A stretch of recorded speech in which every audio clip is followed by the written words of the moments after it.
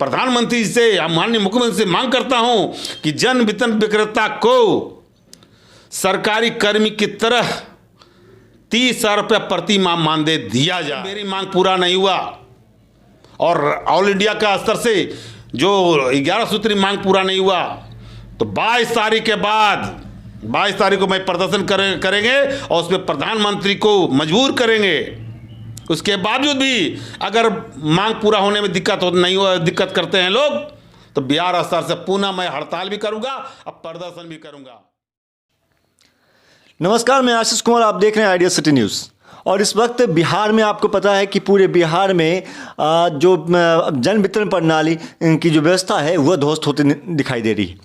रोज़ाना जो डीलर हैं सिस्टम के हर एक तरीके से परेशान हो रहे हैं, जिसकी वजह से प्रत्येक दिन विभिन्न जिलों में धरना प्रदर्शन दिया जा रहा है, पीडीएस बंद किया जा रहा है। और अगर ऐसा ही रहा तो आने वाले समय में जो जन वितरण प्रणाली का जो भविष्य है वो अंधकारमय हो जाएगा। इन्हीं सब बातों को लेकर आज मैं मौजूद हूँ बिहार प्रदेश के बिहार में फेयर प्राइस डीलर एसोसिएशन के प्रदेश अध्यक्ष के पास, प्रदेश महामंत्री के पास, वरुण कुमार सिंह।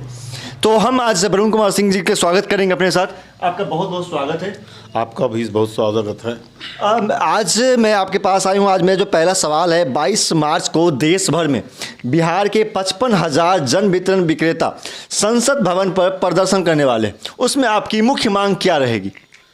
संसद भवन पर प्रदर्शन जो होने वाला है वो all India fair price dealers federation के राष्ट्रीय महासचिव बिशंबर बसु जी के आह्वान पर, बिहार प्रदेश फेयर प्राइस डीलर्स एसोसिएशन के आह्वान पर हम लोग 22 मार्च को पूरे बिहार से 38 जिला के 55,000 जन वितरण दुकानदार संसद भवन का घेराव करेंगे।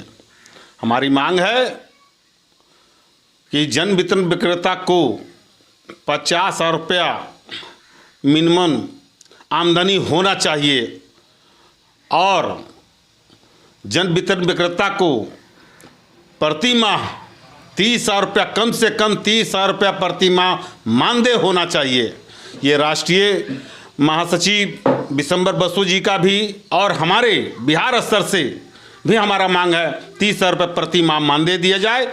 हम तो सरकार से कहे थे, मांग किए थे कि सर, विभागीय सचिव से अभी हमारी बात हुई थी कि हमारा जो जन वितरण विक्रेता है अब पॉस मशीन से काम कर रहे हैं, ऑनलाइन खाद्यान्न वितरण करते हैं, लाभुकों का थंब दर लगाया जाता है, ऑनलाइन खाद्यान्न वितरण करते, पूरी पारदर्शिता के साथ खाद्यान्न वितरण होता है। और उसी परिस्थिति में दुकान का किराया नहीं मिलता है, बिजली का किराया नहीं मिलता है। ये बिजली का किराया दिया जाए और दुकान का किराया दिया जाए, साथ ही साथ 30,000 रुपया प्रति माह मानदेय सरकारी कर्मी के तरह हमको दिया जाए। अब सरकारी कर्मी क्यों कहते हैं? जन वितरण विक्रेता का नियुक्ति सरकारी कर्मी की तरह होता है। जन वितरण विक्रेता की नियुक्ति जो एक आरक्षण होता है, आरक्षण जो प्रारूप बनाया गया वो उसके तहत बिल्कुल पारदर्शिता के साथ नियुक्ति होती है। जैसे एक सरकारी कर्मी का नियुक्ति होता है उसी ढंग से एक जन वितरण विक्रेता का नियुक्ति है। अंतर है कि अनुज्ञप्ति दिया जाता है लेकिन पारदर्शिता के तहत हम लोग का नियुक्ति होता है। और उसी परिस्थिति में जन वितरण विक्रेता को कम से कम कार्यपालक सहायक बनाते हुए 30,000 रुपये प्रति माह मानदेय दी जाए। ये बिहार स्तर से मेरी मांग है। राष्ट्रीय स्तर पर 50,000 रुपया वायबिलिटी बढ़ाने के लिए, आमदनी बढ़ाने के लिए, सुनिश्चित करने के लिए चीनी का आवंटन, खाद्य तेल का आवंटन एवं अन्य प्रकार का जो जनहित का जरूरत है, सब्सिडी जिसमें मिल सकता है उसके तहत मिलना चाहिए। इसीलिए हम लोग राष्ट्रीय स्तर पर मांग कर रहे हैं और पूरे देश भर के बिहार के 55,000 और देश भर के 5,38,000 जन वितरण विक्रेता प्रधानमंत्री का घेराव करेंगे, संसद भवन का घेराव करके प्रधानमंत्री का घेराव करेंगे। हम मजबूर करेंगे कि जन वितरण विक्रेताओं का जो राष्ट्रीय स्तर का राष्ट्रीय महासचिव बिशंबर बसु जी का जो 11 सूत्री मांग है उसको अच्छा सा पालन किया जाए। अगर मांग पूरा होता नहीं होता है तो अगर राष्ट्रीय महासचिव ने घोषणा कर देंगे कि यहाँ से हिलना नहीं है तो 5,38,000 जन वितरण दुकानदार, देश भर के जन वितरण दुकानदार संसद भवन पर ही हम लोग बैठ जाएंगे, हम मांग करेंगे। जैसा कि वरुण जी अभी आप दिल्ली में प्रदर्शन करने वाले हैं, लेकिन विगत महीने 1 जनवरी से 10 जनवरी के बीच आपने प्रदर्शन किया था, तो आपकी मुलाकात किन से बात हुई और क्या आश्वासन मिला उस प्रदर्शन के दौरान? हमारी बात बिहार राज्य के खाद्य एवं उपभोक्ता संरक्षण विभाग के मंत्री लेसी सिंह से बात हुई, बिंदुवार चर्चा हुई। विभागीय सचिव विनय कुमार जी, उनसे भी लंबा चर्चा हुई। 800 जो हम लोग का 8 सूत्री मांग है उस पर सारा बात पर चर्चा हुआ है। उनके द्वारा आश्वासन दिया कि वरुण जी जो आज वार्ता हो रही है इसमें माननीय मुख्यमंत्री स्तर का जो 30,000 रुपये मानदेय है या सरकारी कर्मी दर्जा देने की बात है वो तो मुख्यमंत्री स्तर से होंगे। उसके लिए दबाव हमको मुख्यमंत्री के पास अपना बात रखें, हमारे पास अगर मांग किया जाएगा तो हम अनुशंसा करके भेजेंगे। लेकिन अन्य जो मांग जो हमारा डीलर मार्जिन मनी है, जो अद्यतन डीलर मार्जिन मनी की मांग कर रहे थे, उस मांग पर चर्चा हुई और उनके द्वारा आश्वासन दिया गया। एक बात मैं धन्यवाद देता हूं आज विभाग के खाद्य आपूर्ति विभाग के सचिव विनय कुमार जी को। उन्होंने आश्वासन दिया था कि वरुण जी 15 दिन या 1 महीना के अंदर आपका डीलर मार्जिन मनी दिलवा देंगे। तो क्या डीलर मार्जिन मनी मिला, और मिला तो कितने लोगों तक पहुंचा? अभी जो डीलर मार्जिन मनी मिला, जैसे ही उनसे वार्ता हुई थी और जितना दिन हड़ताल रहा, हड़ताल के दौरान में दबाव के कारण से अगर हमको ऐसे मिल जाता तो बहुत अच्छा रहता। मुश्किल से 8 महीना का मिला है, 8 महीना का डीलर मार्जिन मनी मिला है, और वो भी 2020 में और 2023 हो रहा है उसमें मात्र 18 महीना का बकाया था। 18 महीना में 8 महीना मिला है। और अभी दिसंबर में जो खाद्यान्न का पैसा जमा कर दिए थे, बेगत करा दिया गया था सरकार के द्वारा, उस पैसा को भी हम लोग को रिटर्न करने का बिहार सरकार के द्वारा से आदेश हो गया है। लेकिन सभी जिला प्रबंधक के द्वारा अपने आप को हैंड की कमी करके रहने का हवाला देते हुए वो पैसा भेजने से आनाकानी कर रहे हैं, और न जाने कितने तरह का बात है। राज्य खाद्य निगम जानबूझ करके विलंब कर दी। जब हम लोग हड़ताल करते हैं, सरकार के सचिव के पास संज्ञान में आता है, और संज्ञान के आलोक में जब विभाग के द्वारा दबाव दिया जाता है राज्य खाद्य निगम के जिला प्रबंधक पर, तो हम लोग पैसा मिलना शुरू हो जाता है। लेकिन दबाव कम हो जाता है तो लोग सुस्त पड़ गए हैं। अभी हम लोग को पूरा सुस्त पड़ा हुआ है। इसलिए मैं मांग किया हूँ, अभी 3 दिन हम लोग 1 से 10 तारीख तक किए थे। हम लोग का काफ़ी रहा, बहुत अच्छे ढंग से सफलता रहा, इसमें कहीं कोई दुराई नहीं है। 7-8-9 का भी बंद रहा। इसमें भी हमको 7-8-9 फरवरी का जो 3 दिन का हड़ताल हुआ था, इसमें बिहार स्तर से बहुत ही सफलता मिला, बहुत सफलता। मैं धन्यवाद देता हूँ पूरे बिहार के 55,000 जनवितरण दुकानदार, 38 जिला के 55,000 जनवितरण दुकानदार महोदय को, कि जिन्होंने मुझे पूरे अपनी ताकत के साथ, अपना समर्थन के साथ हड़ताल को सफल बनाने, इसके लिए बहुत बहुत धन्यवाद तमाम जनवितरण दुकानदार भाई को। सरकार के द्वारा जो इलेक्ट्रॉनिक पॉस मशीन जो डिवाइस लगना है, उसके लगने से जो विक्रेता है वो कितना नेट वेट मिलता है? सरकार के द्वारा जो निर्णय लिया गया है कि पॉस मशीन के साथ इलेक्ट्रॉनिक वेइंग मशीन लाभुकों को थंब से दिया जाएगा।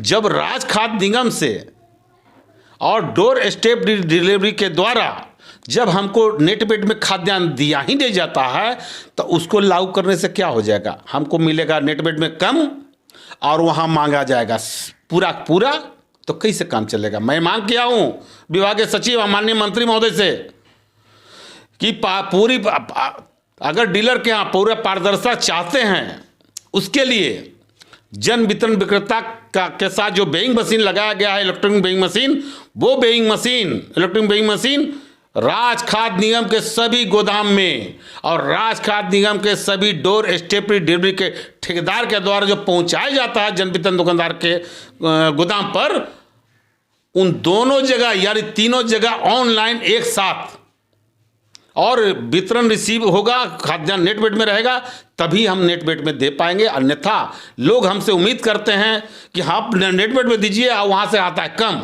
तो कैसे चलेगा। तो अब तक जो नेट वेट जो इलेक्ट्रॉनिक पॉस मशीन के द्वारा जो विक्रेता का जो बिक्री करने का जो प्रक्रिया है, उससे विक्रेताओं को लाभ है या हानि?